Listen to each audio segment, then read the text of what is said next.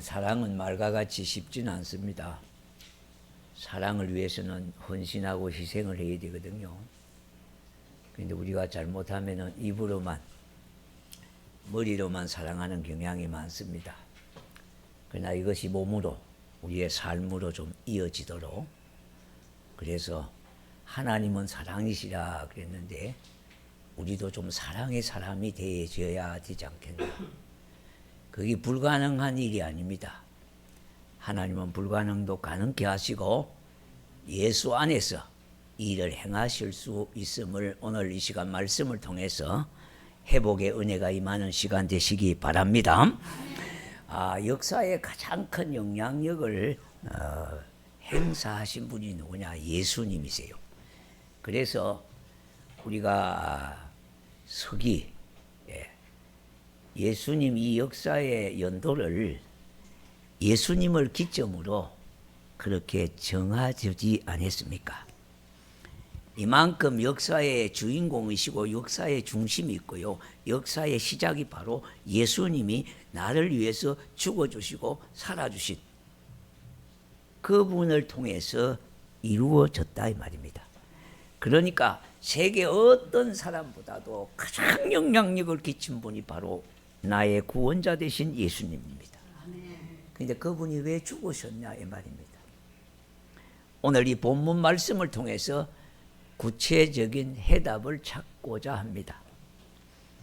첫 번째요, 생명의 길을 여시기 위해서 예수님이 죽으셨습니다. 본문 21절에 보니까 이제는 이라는 말로 시작하고 있습니다. 이 말은 놀라운 변화를, 상황을 우리에게 나타내는 말씀입니다.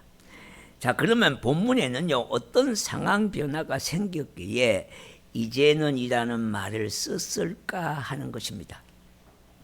먼저 우리가 변화 이전의 모습을 찾아보겠습니다. 로마서 1장부터 3장까지 보면은 20절까지 보면은 거기에 대한 논쟁을 펼치고 있습니다. 그런데 그 논쟁의 핵심은 두 가지입니다. 하나는 뭐냐 하니까 모든 인간이 죄인이라는 겁니다. 자랑할 것은 오직 죄밖에 없는 겁니다. 자, 그리고 두 번째는요, 모든 사람들이 그 무엇으로도 하나님 앞에 의롭다 하심을 얻을 수가 없다는 겁니다. 모든 사람이 다 죄를 병했기 때문에 하나님 앞에, 심판대 앞에 설 수밖에 없는 존재요. 뿐만 아니라 그 어떤 것들로 인해서도 하나님 앞에 의롭다 하심을 드러낼 수가 없다는 겁니다. 유대인들이 그렇게 생명처럼 받들던 율법조차도 하나님의 심판을 벗어나게 해주지 못한다는 겁니다. 그러므로 인간은 하나님의 심판을 면제받을 길이 전혀 없다는 겁니다. 본문은 이런 상황 가운데 바울은 오늘 이 본문에서 새로운 길이 펼쳐졌다는 말씀을 하고 있습니다. 다시 말씀드린다면 죄로 가로막아 우리가 하나님께로 나아갈 수가 없는데 이제는 새로운 길이 열려졌다는 겁니다. 그 길이 뭐냐 하니까 하나님의 심판을 피할 길이 열려졌다는 말입니다. 그 길은 예수님께서 십자가를 지심으로 인하여 그 길을 활짝 여신 것입니다.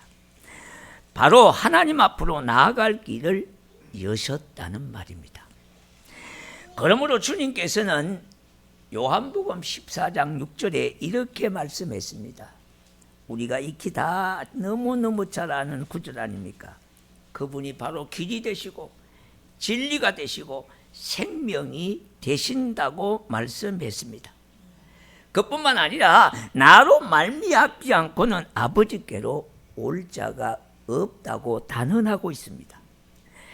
이와 같이 우리는 예수님께서 죽으심으로 그 구원의 길, 생명의 길, 영원한 길을 열어주셨습니다.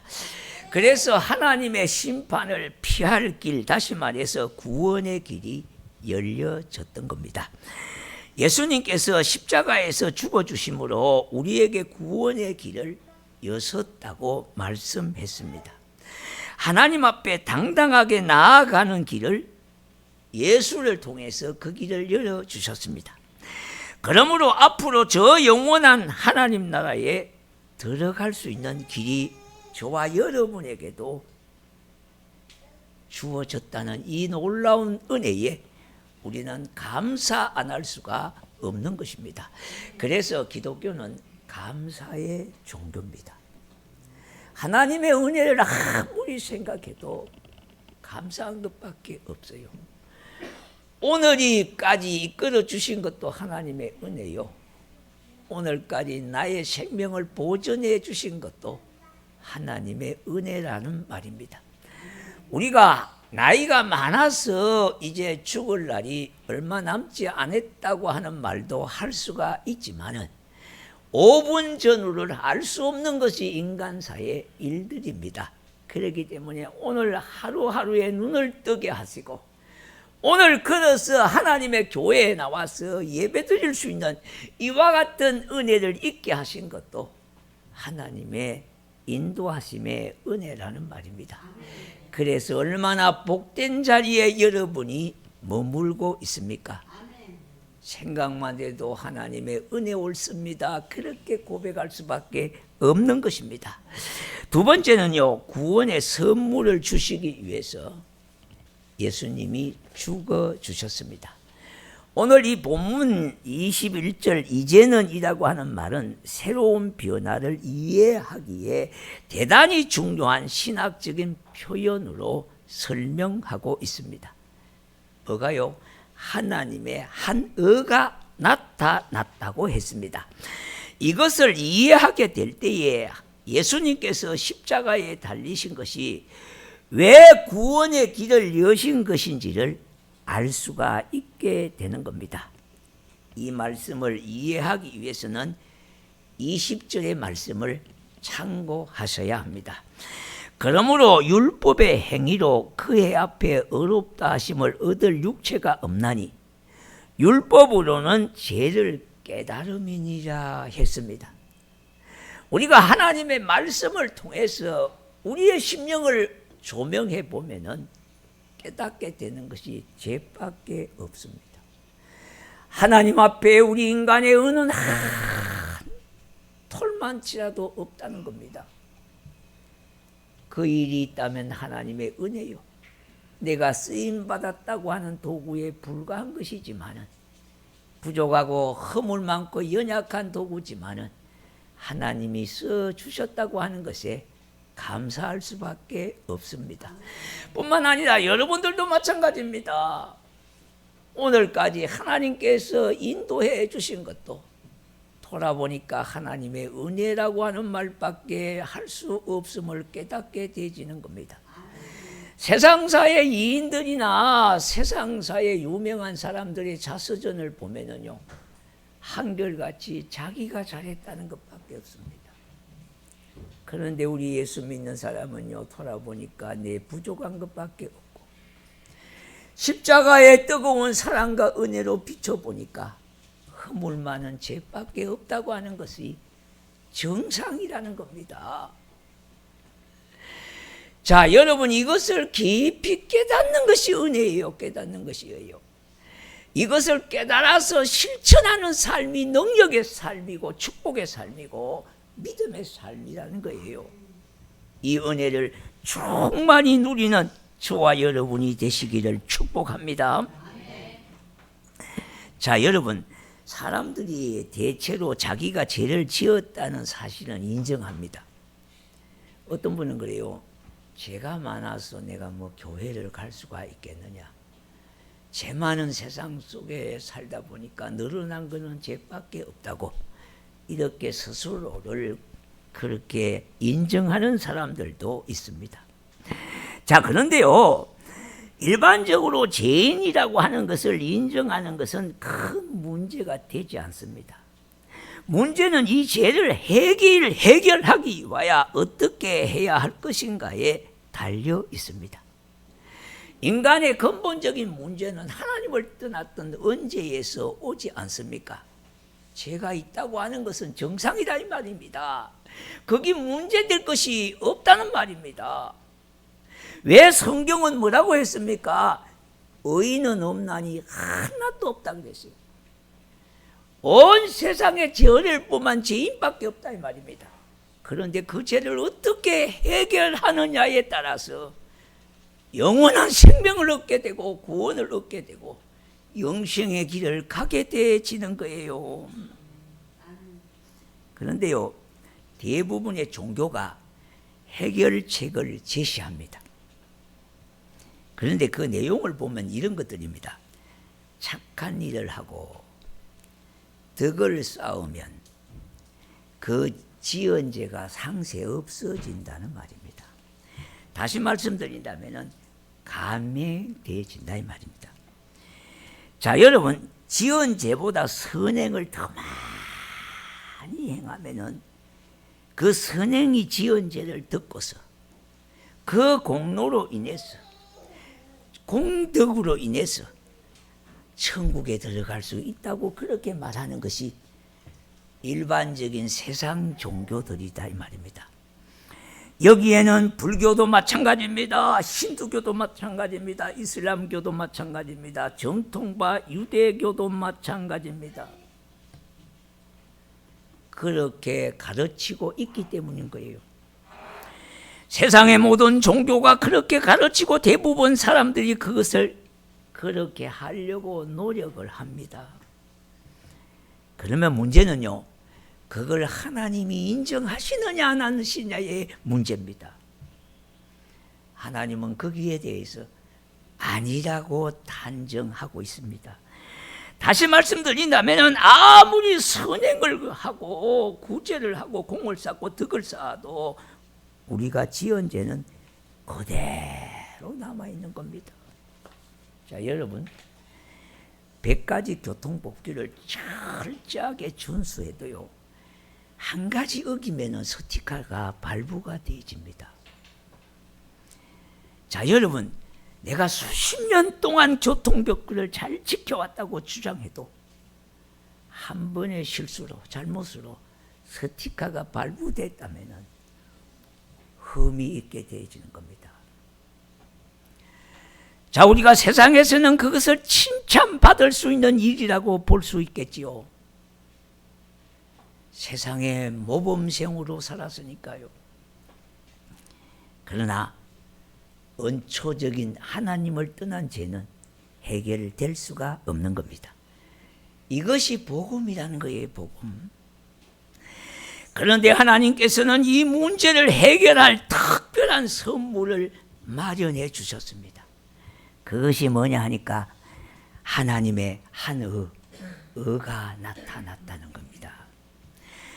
말씀대로 사람의 의가 아니라 하나님의 의로 인하여 인간 죄악을 해결해 주신 것입니다.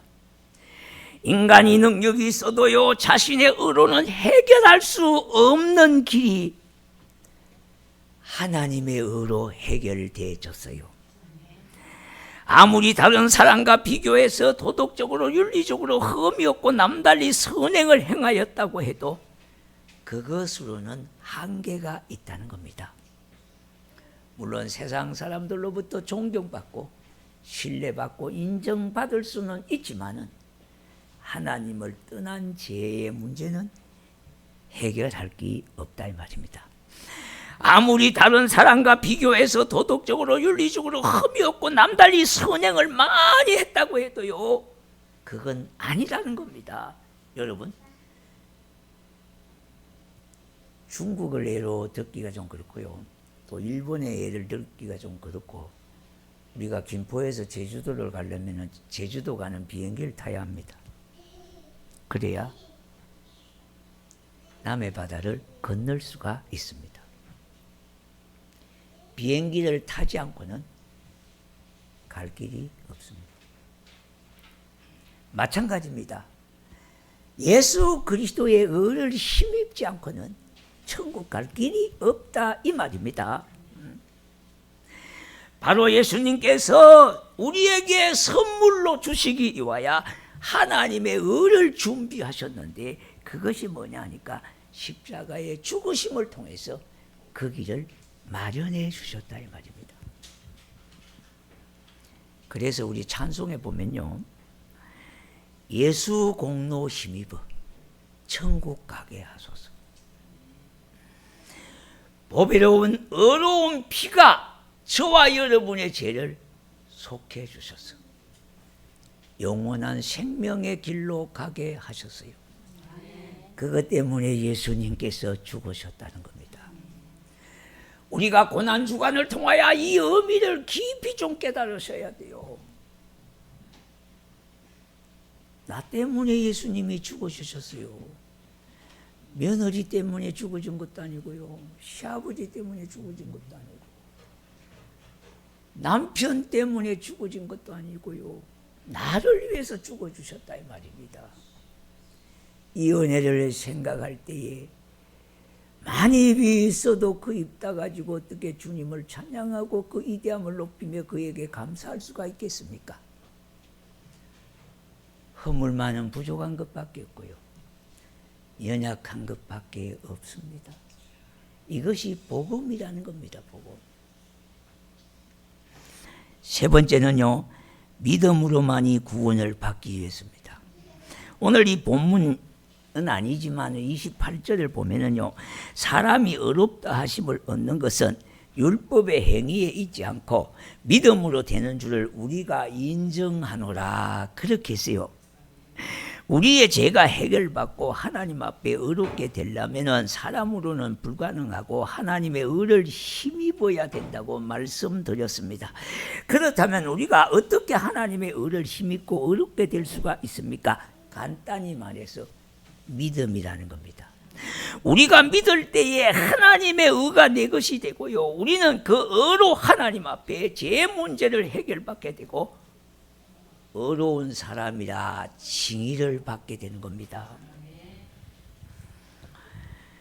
민수기 2장 15절에 21장 5절에 보니까 저들이 하나님과 모세를 향하여 원망하되 어찌하여 우리를 애굽에서 인도해내어 이 강야에서 죽게 하는고, 하나님 앞에 큰 죄를 저지르고 말았습니다. 자, 이때요, 하나님께서는 불뱀을 보내셔서 수많은 이스라엘 백성들이 불뱀에 물려 죽어가고 있었습니다. 이때 모세가 하나님 앞에 간절히 기도했습니다. 그런데 보십시오, 하나님께서 뜻밖의 해결책을 제시해 주셨습니다. 장대 위에다가 노뱀을 만들어 달라고 했습니다. 장대 위에다가 노뱀을 달아라 만들었습니다. 그리고 그 노뱀을 쳐다보는 자마다 살게 하시겠다는 겁니다.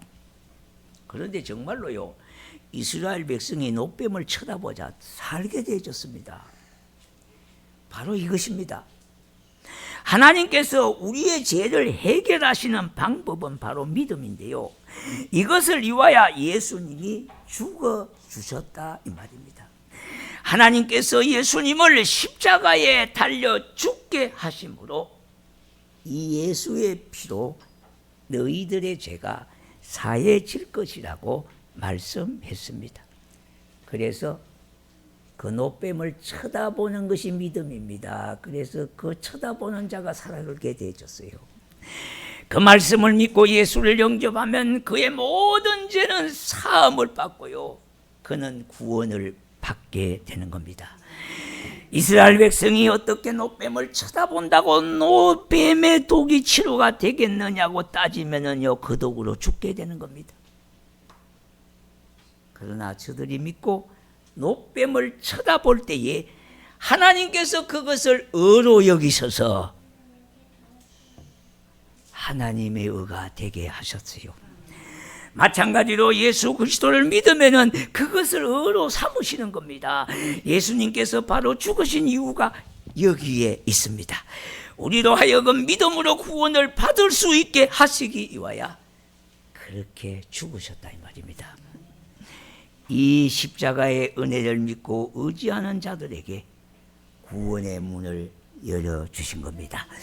그래서 그 피가 마음속에 큰 증거 됩니다. 사랑하는 성도 여러분, 오늘 우리가 성찬을 접하고자 합니다. 이번 주간이 고난주간의 시작입니다. 그래서 종료주일이기도 하고요, 내일부터가 한 주간이 고난주간입니다. 그렇다면 이 고난주간에 왜 예수님이 나 때문에 죽어주셨는지 그것을 깊이 깨닫는 은혜가 있어야 되지 않겠습니까? 더더욱 감당할 수